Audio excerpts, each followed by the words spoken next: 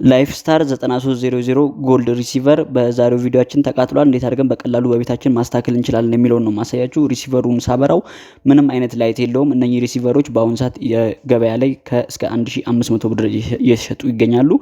የመጀመሪያው ስቴፓችን የሚሆነው ቼኪንግ ኤሲ ቮልቴጅ ነው። ኤሲ ቮልት ቼክ እናደርጋለን። እዚህ ጋር እንደምትመለከቱት 227 ቮልት ያነባል።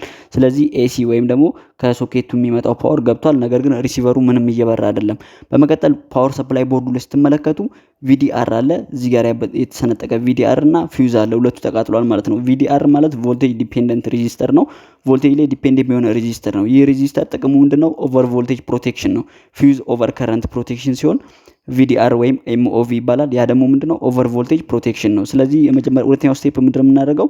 ፊውዙንም ቪዲአሩንም እናነሳለን ማለት ነው። እነኚህ ላይፍ ስታር ሪሲቨሮች 92 9300 1000 2000 3000 4000 የሚባሉት ጎልድ ኦር ስማርት የሚጠቀሙት ቦርድ በሙሉ ተመሳሳይ ነው። ስለዚህ ካገኛችሁ ቪዲአር ብትገጥሙበት ለኔክስት ፕሮቴክሽን ቤስት ነው ማለት ነው። ከሌላችሁ ደግሞ ቪዲአሩን ታነሳላችሁ። ፊውዝ 2 አምፔር 250 ቮልት ነው የሚጠቀመው።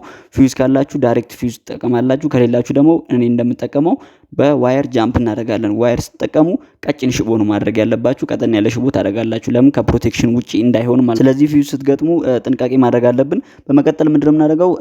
ሁለቱንም እቃዎች ኤምኦቪውንም ኦር ቪዲአሩንም እና ፊውዝንም አውጥቻለሁ። ሪሲቨሩን ኦን አደርጋለሁ። ከዛ በኋላ ዲሲ ቮልቴጅ ወደ ሰከንደሪ ወይም ደግሞ ወደ ሜን ቦርድ መድረሱን እናያለን። እዚህ ጋር ሪሲቨሩ እንደምትመለከቱ ሪሲቨሩ በተሳካ ሁኔታ መስራት ጀምሯል። በመቀጠል ስቴፓችን የሚሆነው መልቲሜትራችንን ዲሲ ላይ እናደርግና ዲሲ ቮልት ነው ቼክ የምናደርገው። ዲሲ ቮልቴጅ ቼክ እያደረግን 5 ቮልት 15 ቮልት ኤንድ ግራውንድ ይጠቀማል። እነኚህ ሪሲቨሮች 5 ቮልት ለሜን አይሲ እንዲሁም ለፕሮሰሰር የሚባለው እንዲሁም ለዲስፕሌይ ነው። ትክክል እያወጣ ነው። ሁለተኛው ዋየር ግራውንድ ዋየር ነው። ስለዚህ ግራውንድ ዋየር 0 ቮልት ነው የሚያነባው። ሶስተኛው ዋየር ደግሞ 15 ቮልት ነው፣ ለቨርቲካል ፖላሪቲ ነው። እሱም ትክክል እየሰራ ነው። አራተኛው ቮልት ደግሞ ለሆሪዞንታል ፖላሪቲ ነው። ስለዚህ ሪሲቨራችንን በተሳካ ሁኔታ ሰርተናል ማለት ነው።